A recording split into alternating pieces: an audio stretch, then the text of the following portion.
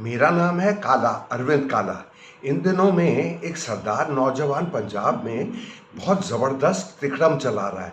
दविंदर पाल सिंह 29 साल का है और वो पूरे पंजाब में घूम रहा है और सब सिखों को ये कह रहा है कि भाई हिंदुओं के हिंदुस्तान में आपको कभी इंसाफ नहीं मिलेगा, आपकी कभी तरक्की नहीं होगी।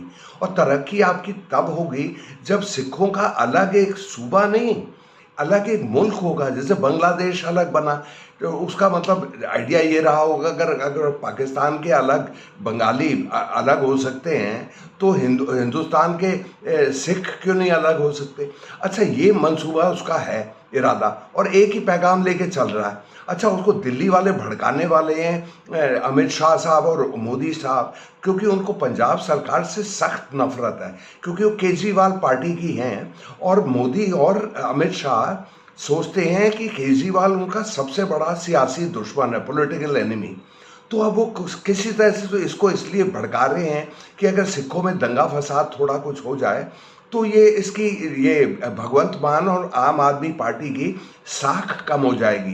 कि मतलब फिर उसके बाद मुहिम चला पाएंगे बीजेपी वाले और उनके चमचे कि भाई ये तो आपने तो आप तो चला ही नहीं पाते सूबा, तो किसी दिन प्रेसिडेंट रूल ही लगा दे। अच्छा, एक चीज़ ये लड़का देवेंद्र पाल सिंह समझता नहीं कि वो, अच्छा पहली बात तो ये है कि वो बिल्कुल भिंडरन वाले को कॉपी कर रहा है, जिसको कहते हैं भिंडरन वाले जैसी वो नीली पगड़ी, एक ही तरीके से बात करना वगैरह वगैरह, सिख अलग है लगातार। और उसके साथ लोग भी जुड़ जाते हैं, कहीं कहीं हुजूम भी पैदा हो जाता है, ऐसी बात नहीं है। लेकिन जो ये लड़का है समझ नहीं रहा देवेंद्र पाल सिंह कि वक्त बदल गया, वक्त का तकाजा होता है। भिंडरन वाले साहब ने पिछले 30-40 साल में एक दफ़ा ऐसी आग लगाई पंजाब में कि 20,000 लोग मौत के मरे। उसमें सिखों और उसमें दरार लगाई चलाई। और वो और बढ़ा बाद में, जब वो उसका इंदिरा गांधी का खून उसके सिख बॉडी गार्ड्स ने किया और उसके बाद वो दिल्ली के हिंदू सिखों में पड़े और 3,000 लोगों को मौत के घाट उतार दिया। लेकिन वो वक्त निकल गया भाई। हिंदुस्तान के सिख जो हैं 21 मिलियन हैं, 2 करोड़ 1 लाख या 10 लाख जो भी हैं, वो भूल गए हैं उसको। जैसे यहूदी इज़राइल के भूल गए हैं कि जर्मनों ने मारा था, जैसे वियतनाम ने भूल गया है कि अमेरिकी एक 20-30 साल तक उन्होंने बम बरसाए वियतनाम पे। भाई आगे ख़त्म हो जाती है।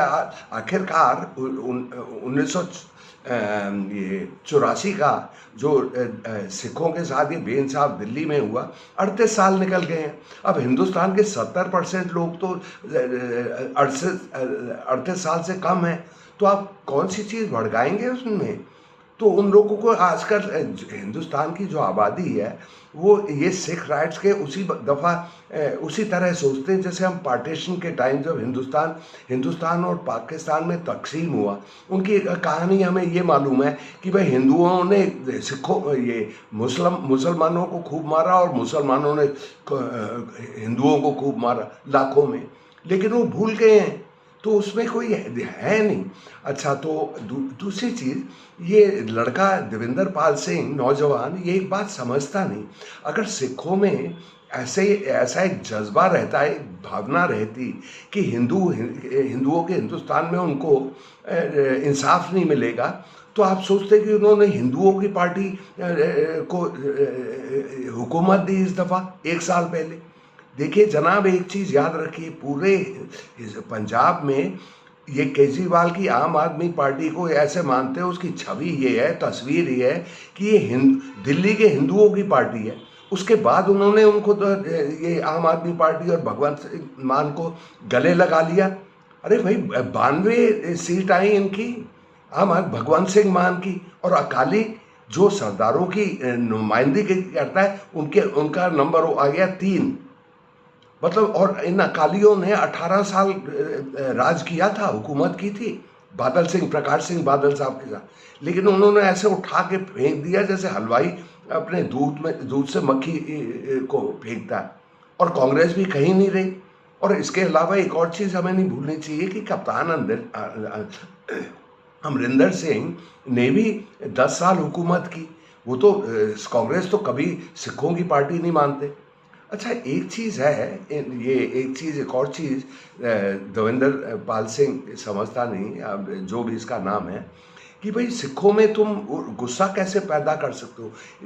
पंजाब में तो हिंदू और सिख के कभी राइट हुए ही नहीं, कभी भी नहीं हुआ। भिंडरनवाले के टाइम आया, लेकिन उसके बाद कभी, अब 40 साल निकल गए, कभी नहीं। भाई चीज़ें ख़त्म होती है, हमने सुना हुआ है मुसलमान और हिंदुओं के बीच में, हिंदू और सिखों में तो कभी नहीं। तो ये जो इसका आइडिया है तो कभी हो ही नहीं सकता। अच्छा, सिख को उनकी डेफिनेशन मेरे हिसाब से क्या है, सिख मेरी समझ से हिंदू है जो पगड़ी पहनता है और दाढ़ी रखता है। मैं सिख मर्द की बात कर रहा हूँ। लेकिन यहाँ पे भी ये हैं सिख जो बिल्कुल केयरलेस हैं, मतलब पगड़ी भी नहीं पहनते, ये भी नहीं पहनते, ये इस बात को अहमियत देते ही नहीं। खासकर जाट सिख, वो जो ये पंजाब के, जिनके पास सारा जो रसूखदार हैं, जो पैसे हैं, रुतबा है, सियासी ताकत है, हर चीज़ उनके पास है, उनको परवाह ही नहीं। अब मेरी एक कज़न रहती है चंडीगढ़ में, तो मैंने वैसे ही उनसे पूछा इस वीडियो के सिलसिले में। मैंने कहा, भाई चंडीगढ़ रहती हैं आप, तो ये चंडीगढ़ में आप देखती हैं जो सिख मेल हैं, मर्द हैं, ये कितने परसेंट पगड़ी पहनते हैं? कहती है बस 20%, मतलब 80% पहनते ही नहीं। मनाली में मैं देखता हूँ 5-6 सरदार फार्मर, मतलब ज़मींदार, वो आए होते हैं, उसी बार में बैठे रहते हैं जहाँ मैं भी अपना वक्त ज़ाया करता हूँ। तो उनमें 5 सिख होंगे, तो एक ने पगड़ी भी पहनी होगी और ये भी दाढ़ी भी रखी होगी। एक ने, 2-3 ने पगड़ी नहीं पहनी लेकिन दाढ़ी रखी हुई है किसी की, और एक सिख होगा उन्हीं में जो मेरे जैसा लगता है, जिसके बाल भी नहीं है, मतलब हजाम के पास जाता है, और चेहरा भी उतना ही मुलायम है जैसे मेरा है। तो इस तरह से, लेकिन वो जो सिख सर, वो जो दाढ़ी और पग वाले सरदार हैं, उसको क्लीन शेवन सिख को ये नहीं देखते कि ये सिख नहीं है। तो ये तो इस किस्म के जो ये देवेंद्र पाल सिंह ये कोशिश कर रहा है, अमरिंदर पाल सिंह जो भी नया लड़का है, उसमें कुछ वो दरार पैदा नहीं कर सकता, ये समझता नहीं है। अच्छा, एक चीज़, भाई हिंदुओं और सिखों में इतना, एक तो सबसे, हिंदुओं की सबसे, कोई जिसको कहते हैं अलगवाद, मतलब डिस्टिंग्विश कैरेक्टरिस्टिक क्या है, तो उसका है कास्ट सिस्टम, ब्राह्मण क्षत्रिय ये। और सिखों में उतना ही कास्ट सिस्टम है, जाति का वो है, जितना हिंदुओं में है। वहाँ जाट सिख है, अरोड़ा सिख है, आलू वाले हैं, रामदासिया हैं, रविवास हैं। और सिखों में जो कास्टलेस, जिसमें जो शुरू हुआ था मज़हब सिखों का, गुरु नानक साहब ने जो किया था 400-500 में, उनमें उनका ऐसा आइडिया था कि एक बिल्कुल क्लासलेस सोसाइटी बनाएंगे जिससे सिखों में दरार आएगी नहीं। लेकिन वहाँ तो बहुत ज़बरदस्त दरार है। और सिखों में, जो सिख हैं पंजाब के, वो मतलब करीब 30% मजहबी हैं। मजहबी मतलब दलित हरिजन हैं, दलित सिख हैं। और उनकी फौज में भी उनकी अलग रेजिमेंट होती है जिसको सिख एलाइड कहते हैं। और हाई कास्ट जो सिख रेजिमेंट है, जिसमें जाट होते हैं और बाकी सिख होते हैं, उसको हम सिख रेजिमेंट कहते हैं। तो वहाँ पे भी इस किस्म की चीज़ है। तो भाई हकीकत को आप परे तो नहीं कर सकते ना, नज़रअंदाज तो नहीं कर सकते, जैसे ये अमृतपाल सिंह वो करना चाहता है, क्योंकि इसको इल्म नहीं है, उम्र काम है, इसको समझ नहीं है इतनी कि भाई जुड़ाव कैसा है ये। अच्छा, दूसरी चीज़, चलिए एक दूसरी बात करता हूँ मैं। फ़र्ज़ करिए अगर आप खालिस्तान बनाएं, किसी तरह से हो भी गया, तो आप करेंगे क्या? हाँ भाई, 58% सिख हैं पंजाब में, लेकिन 42% हिंदू भी तो हैं। अगर पंजाब में 16 मिलियन सिख हैं, तो 12-13 मिलियन हिंदू हैं। तो वो हिंदू तो नहीं चाहेंगे ना। तो 42%, 42% तो आपके वैसे ही खिलाफ हो गए।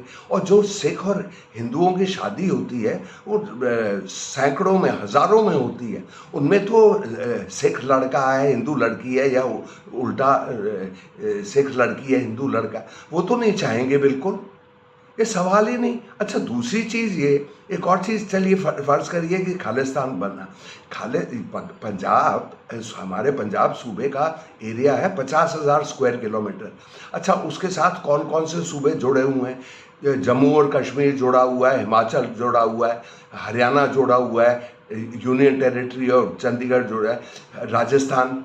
तो 50,000 में आप तार लगाएंगे, या एक वो दीवार बांधेंगे और हर रोड पे आप पुलिस वुलिस ये लगाएंगे कि कोई हिमाचल से आ गया या राजस्थान से आ गया तो तुम कहोगे पासपोर्ट किधर है, ये किधर है, वो किधर है? भाई ऐसा होगा क्या? और दूसरी चीज़, एक और चीज़ हमें नहीं भूलनी चाहिए, क्योंकि हिंदुस्तान की जो आबादी है, सिख आबादी, वो 21 मिलियन है। हाँ भाई, 16 मिलियन पंजाब में है, लेकिन 5 मिलियन बाहर भी तो हैं। 12 लाख हरियाणा में है, दिल्ली में 5,70,000, ये एक वो है राजस्थान में 9 लाख, यूपी में 6 लाख, महाराष्ट्र में 2 लाख, 3 लाख, बिहार में 3 लाख। तो सब आपको कैसे जोड़ेंगे? और आपके आपके ख्याल से मतलब हिंदुस्तान के जो 1/4 सिख हैं वो पंजाब से बाहर हैं, उनको कैसे जोड़ेंगे? अब बम्बई वाला जो सिख है, सरदार है, जिसने ज़िंदगी भर रहा, हो सकता है पीढ़ियाँ भर रहा, वो चाहेगा कि खालिस्तान बने। और खालिस्तान में क्या करेगा वो? उसको तो बम्बई से बीच से जाना है वगैरह वगैरह। पहले वो तो कुछ बात बनती नहीं है इनकी। और फिर वो दूसरे हैं हिंदू, ये 4-5 मिलियन शायद हिंदुस्तान के बाहर हैं।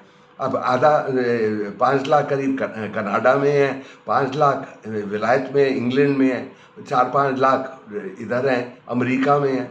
तो हर जगह फैले हुए हैं, 1 लाख मलेशिया में है। तो ये कुछ वो बात बनती ही नहीं। तो ये अमृतपाल सिंह जो लड़का है, नौजवान है, इसको एक बात को समझना पड़ता है, समझना पड़ता है। ऐसे नहीं कि तुमने शुरू कर दिया, जो जिसको एक वो हिंदी में कहावत है कि झूठ के पैर नहीं होते, तो आप कुछ वो उसमें कर नहीं सकते। तो ये जैसे भड़का रहा है और उनको इसको शय मिल रही है बीजेपी से, इसकी कोई बात बनेगी नहीं। भिंद्रनवाले का टाइम ही दूसरा था, तो वो टाइम ही निकल गया है।